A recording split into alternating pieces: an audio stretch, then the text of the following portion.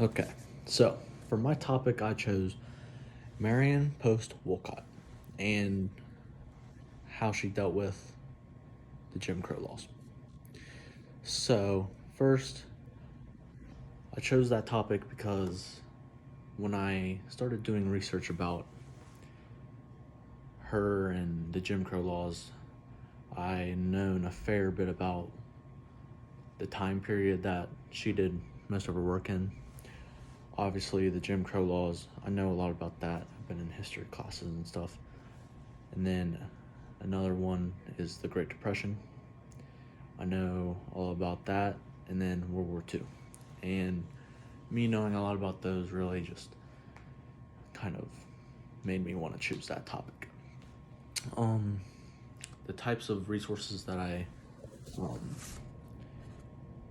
found most helpful were um, bibliographical sources talking about her life and her work, and there are sources about her photos.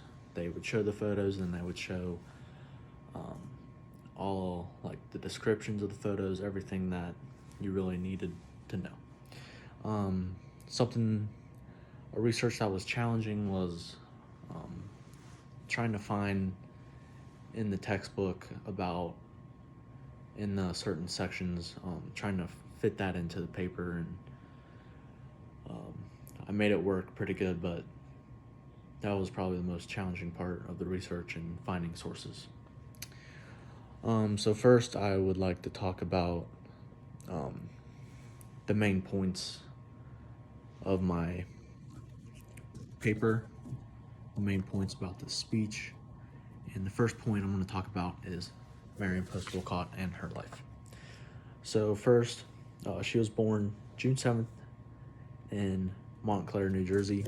She was born to a father who was a trained physician, and she was born to a mother who was a registered nurse. Um, at a very young age, her parents went through a nasty divorce, and her parents sent her off to a boarding school. Once she got done with that, she would transfer and she would go to a bunch of different schools, graduating with all sorts of education. She would go to lectures in New York City and do all this great, wonderful stuff with her education. Later, when she was around 22, which would be in 1932, her father died, and she inherited some of his money. And with this money, she went to Europe, and she went to Paris and Berlin, those two cities, and she furthered her education more in each of those cities. She ended up coming back relatively soon after because of the rising threat of the Nazi Party and Adolf Hitler. When she got back, she started working for the government. She worked for a program called the FSA. She traveled around America giving or taking pictures of families and people, showing discrimination in the photos, talking about different types of classes, gender, everything. She just wanted to make the world a better place with her photos. And in 1941, she met Leon Oliver Wolcott. They fell in love, and they ended up getting married soon after. Marion tried to she tried to keep on working when she married, but she ended up just having to leave her work because she had so much work going on at her house. They lived on a farm, and she had two kids to look after. She ended up having two more kids after she quit working. They lived in the Washington, D.C. area for around 11 years. They lived on several different farms during that time. And that all came to an end when Leon got into a real bad accident with his lower body. He got them substantially burned, and he was in a hospital bed for about 5 months. And during that time, Marion tried to go back to work for the government, but her employer really told her that every good man needs a good woman to stand by his side. So she ended up staying and going through with her husband. So after that, they moved to New Mexico. Um, Her husband ended up being a professor at New Mexico University. He was a government professor, and during this time, they went on many adventures and did many types of work in different countries. In a quote from a bibliographical encyclopedia, it says, "For the next 30 years, Wolcott accompanied her husband to various foreign posts in Iran, Pakistan, Egypt, Afghanistan, and India. She photographed children and captured some of her travels on film, but none of her images were ever reached to the public."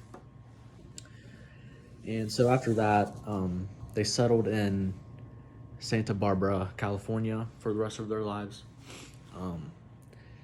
Marion did end up doing some speeches about her works and trying to say, like, what she did her works really for, and did a bunch of interviews with a bunch of people. But sadly, on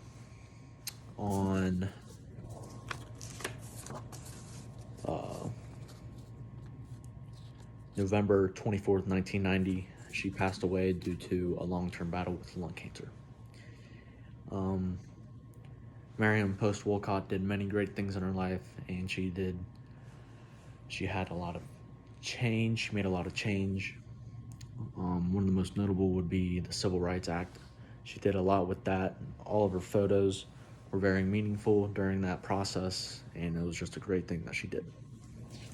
Moving on, I'll talk about very shortly the events that happened during her work. Firstly, Jim Crow laws and segregation. Jim Crow laws were around a long time before Marion, and she really tried to get rid of this the most with her work. Obviously, Jim Crow laws and segregation mostly took place in the southern part of the United States, and that is typically where she did most of her work. So I do have some photos to show you about that later. Next was the Great Depression. That started in October 1929. That was just a bad place for the United States to be in at that time. It ultimately started with the stock market crash, but there were many other things that led up to that, such as overproduction and debt getting too high and money basically becoming worthless. Another thing that happened was World War II. That happened right at the start of the 1940s, and that was right in the middle of her work. So obviously she had to deal with that and work around that, and she had some work to do with that too. I have a quote by who was president at the time, President Roosevelt, talking about the start of that war. Stated by President Roosevelt, it says, "Yesterday, December 7th, 1941, a date which will live in infamy, the United States was suddenly and deliberately attacked by naval and air forces of the Empire of Japan. I ask Congress to declare that since the unprovoked and dastardly attack by Japan, a state of war has existed between the United States and the Japanese Empire for some time." So that was what President Roosevelt said after that. And then moving on to the type of work that Marion Post Wolcott really focused on. It was said that she would travel back roads by herself.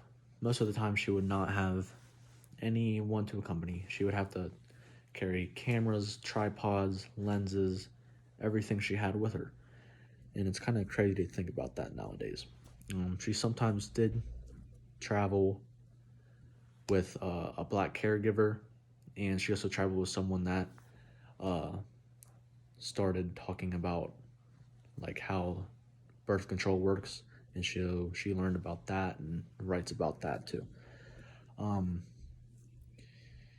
Firstly, to be able to photograph these people, she would have to help them. She would say that she had to gain their trust, and I believe that to be a very true thing in that time. Uh, During the Great Depression, during the war, I'm sure people were wary of if people wanted to just photograph them. So it was said that she would help change tires. If people were broken down somewhere, she would um, help in the fields. She would help farm. She would do anything to gain their trust to be able to just take one single photo of them. And I thought that was really interesting and neat of her. In an article about Marion post Wolcott by Stanford.edu, it says these experiences helped Marion view inequity and injustice through the lens of race, class, and gender, and her interest in photography deepened as a way to illuminate complex issues and influence social change. So I think that quote right there just sums out all the work that she did, and it really just puts the cherry on top right there. So next I'm going to show you some photos that I have of hers. So first here we have 3 young boys, and this was during the Great Depression. As you can see, I'm sure Marion had to help gain the trust just to help show how bad these kids had it. Next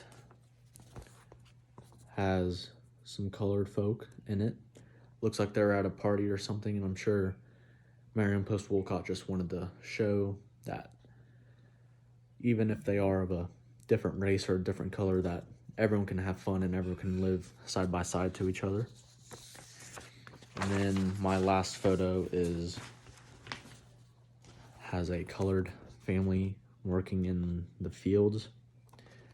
I'm sure she showed this to help get rid of social inequity.